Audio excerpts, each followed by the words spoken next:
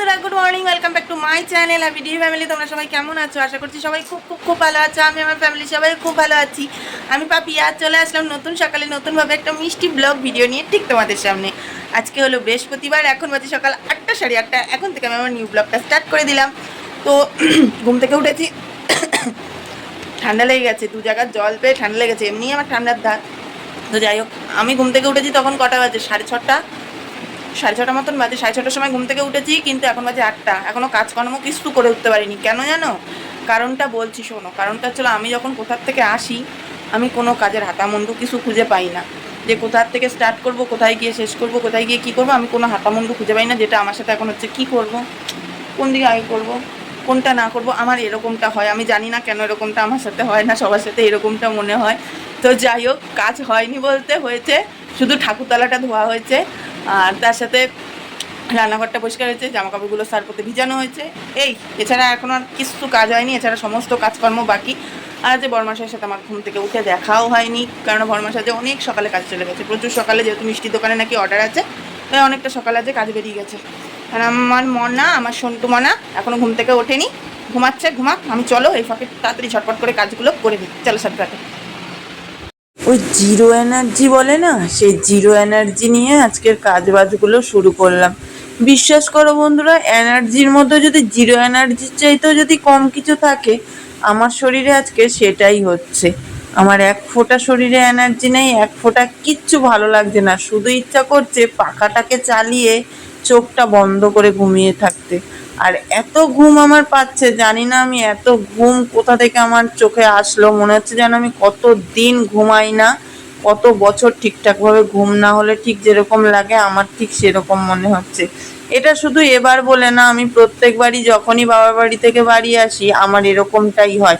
মনে হয় যেন আমি কতদিন ঠিকঠাক মতন ঘুমাই না, কতদিন যেন ঠিকঠাক মতন আমার ঘুম হয় না, এরকম শুধু মনে হতে থাকে। তো যাই হোক, তো সেই কারণে এখন বাজে 10টা বাজতে 5 মিনিট বাকি, এখনও আশেপাশে কাজ করে উঠতে পারি। 10টা বাজে 5 মিনিট বাকি, এখন নিমকি মুড়ি নিয়ে বসেছি, সকালের খাওয়া নিমকি মুড়ি।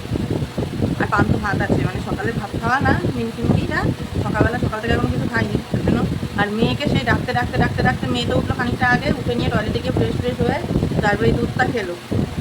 খেয়ে নিয়ে এখন ঘরে বসে বসে ড্রয়িং করছে মেয়ে, আর আমি এখানে বারান্দায় বসে বসে মুড়িটা খাচ্ছি। আশেপাশে কাজ এখনও কমপ্লিট হয়েছে বলতে সমস্তটাই হয়েছে, কিন্তু এখনও গোয়াল করবো, আর ওই দিককারে রান্নাঘরটাগুলো মুছবো, কারণ রান্নাঘরটাগুলো এখনও মোছা হয়নি, কিন্তু এদিকটা মোছা টোচা কমপ্লিট, জামা কাপড় কাচা কমপ্লিট, সমস্ত কিছু হয়ে গেছে। কী করছিলাম আমার ঘরে ড্রয়িং দিয়েছি, কিন্তু ড্রয়িং করতে দিচ্ছি, ওরা আমি ড্রয়িং করতে বললাম তুই ঘরে গিয়ে ড্রয়িংগুলো কমপ্লিট কর, দুষ্টু মেয়ে।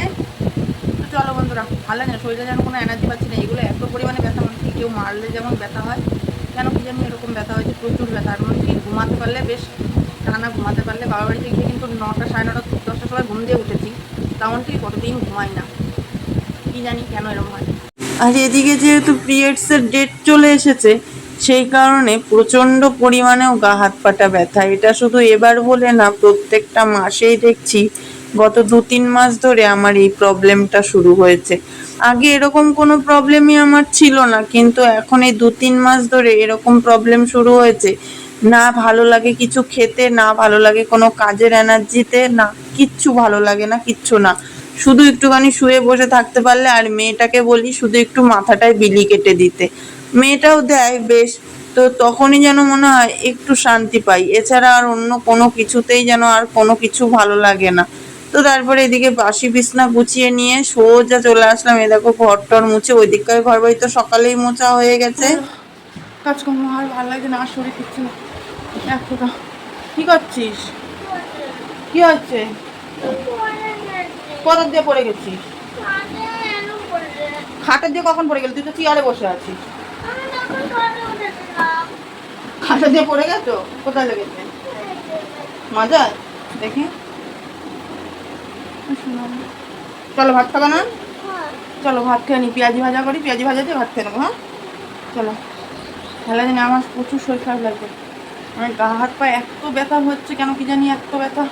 এবার দুটো পেঁয়াজি ভাজি বা ভেজে নিয়ে জল ঢালা ভাত আছে, একদম আমি একদম কপা কপ খেয়ে নিই।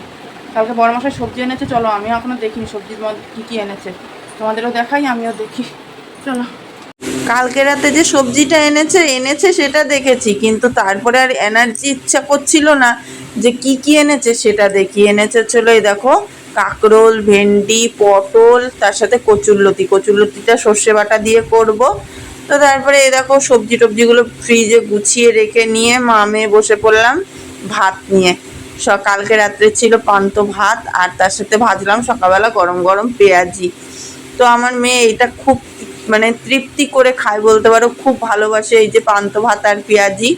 তো এখানে দেখো মেয়েকে খাইয়ে দিয়ে নেবো আগে, তারপরে খাইয়ে দিয়ে নিয়ে তারপরে আমি খাবো। সকালে খাওয়া দাওয়া কমপ্লিট হলো। এবার ডালটা সিদ্ধ বসেছি, ডালটা সিদ্ধ হয়ে গেছে, কিন্তু ভাত কিন্তু বলছি আমার মানে মাথা একেবারে হ্যাং হয়ে গেছে। ভাতটা হয়ে গেছে, ডাল সিদ্ধ হয়ে গেছে, এখন ডালটা আবার সাতলাবো, মানে ফোড়ন দেবো।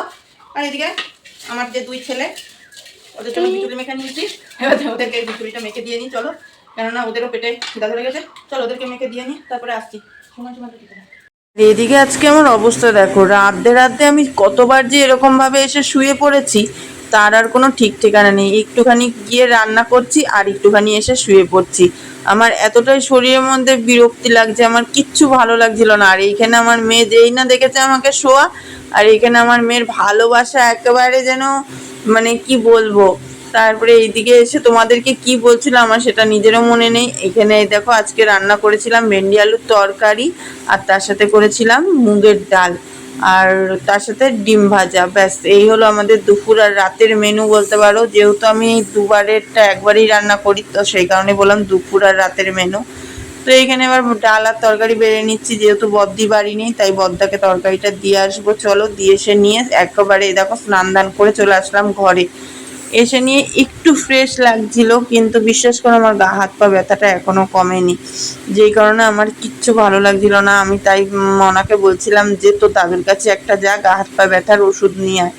তো আমার মেয়ে বলছিল যে ঠিক আছে। আর এদিকে দেখো আমার মেয়ের অবস্থা দেখো কি সেজেছে, দেখো সরস্বতী সেজেছে আমার মেয়ে। তোমাদেরকে সেটাই আমার মেয়ে দেখাচ্ছিল, যে আমি বলেছি যে ক্যামেরা চলছে, দিয়ে লজ্জা পেয়ে চলে গেছে।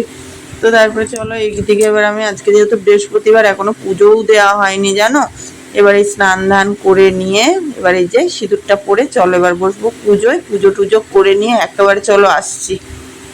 আইছি তোমাদের সামনে। আমি তো ভেবেছিলাম আমি মানে আসতেই পারবো না, বাবা সেই স্নান দান করে এসেছি আর এই এখন আসলাম। এখন বাজে কটা জানো? এখন বাজে 8:30। সেই এসছি 3টে সাড়ে 3টের সময়, আর এখন আসলাম 8:30 পৌনে 9টার সময়। আর এখানে নিয়ে বসে পড়েছি এক বাটি নিমকি।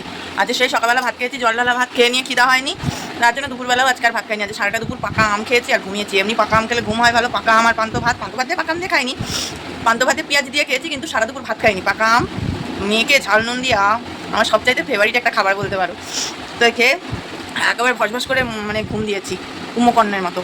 দিয়ে এই সন্ধ্যেবেলা উঠলাম, উঠে নিয়ে সন্ধ্যে জানলাম জেলে মেয়েকে এখন পড়াতে বসেছি। এখনও মেয়ের পড়া কমপ্লিট হয়নি, মেয়েকে পড়াচ্ছি। আলু চচ্চড়ি বসিয়েছে এদিকে গ্যাসে, কারণ আজ দুপুরবেলা কী রান্না করছিলাম না, আজ দুপুরবেলা করছিলাম ভেন্ডি দিয়ে আলু দিয়ে তরকারি আর মুগের ডাল। বৃহস্পতিবার আমরা নিরামিষ খাই না, কিন্তু হচ্ছিল কি আমার যে বড় ভাসু বদ্দা নিরামিষ খায়, আর বদ্দি যেহেতু বাড়ি ছিল না তো সেই কারণে নিরামিষ হয়েছে। তো রাত্রেবেলা এখন আবার আলু চচ্চড়ি বসালাম। মেয়ে হচ্ছিল কি আলু চচ্চড়ি তো খেতে খুব ভালোবাসে, তো তরকারি একটুখানি কম আছে, সবার হবে না তরকারি, তোর জন্য আলু চচ্চড়িটা বসানো মেয়ে, বুঝলে। আর বরমশাই তো দুধ দিয়ে ভাত খেতে চায় না, সারাদিন মিষ্টির দোকানে থেকে বরমশাই বলে আর মিষ্টি খাবার আর ভালো লাগে না খেতে, একটু ঝাল কিছু ঝাল চেষ্টা করে খেতে। তো যাই হোক স্বাভাবিক, সারাদিন মিষ্টি ভালোটা না লাগাটাই স্বাভাবিক, তাই না? তো এবার আলু চচ্চড়িটা করছি, আলু চচ্চড়ি করে নিয়ে মেয়েরে খাওয়াবো, খাইয়ে নিয়ে ঘুমিয়ে পড়বো। মেয়ের এই দিকে পড়াটা কমপ্লিট করবো। ও ঘুমিয়ে পড়বো বলছি কেন, আমি তো এখনো দোকানে দোকানে টাকা হিসাব করে দিয়ে আসতে হবে, কাজ আছে। এবার যাবো দোকানে টাকা মাকা হিসাব করে দিয়ে এসে নিয়ে তারপরে 8:30 পৌনে 9টা বেজে গেছে, শ্বশুর দোকানে চলে যাবে। চলো পয়সাটাকে দিয়ে আসি। তো যাই হোক চলো বন্ধুরা, আজকের মতো আমি ব্লগটা এখানে শেষ করছি। সবাই খুব ভালো থেকো, সুস্থ থেকো, সাবধানে থেকো, সর্বদা হ্যাপি টিভি ফ্যামিলির সাথে যুক্ত থেকো। আর আমি তোমাদের পাপিয়া দিদি, তোমাদের বাড়ির সবসময় ছিলাম, থাকবো। আর আমি যেহেতু একটু গ্রামের বউ, বুঝতেই পারছো যে সংসারের কাজ একা হাতে একা সংসার, আর গ্রামে কাজকর্ম অনেকটাই বেশি, তো সেই কারণে একটুখানি সময় দিও তোমরা তোমাদের পরিবারে যাওয়ার জন্য। আমি কিন্তু ঠিক তোমাদের পরিবারে চলে যাবো, ঠিক আছে? তো চলো আজকের মতন টাটা, বাই বাই। সবাই খুব ভালো থেকো, খুব হ্যাপি থেকো, ঠিক আছে? আমি সবসময় তোমাদের পাশে আছি, ঠিক আছে? চলো আজকের মতন টাটা আমার প্রিয় পরিবার, টাটা।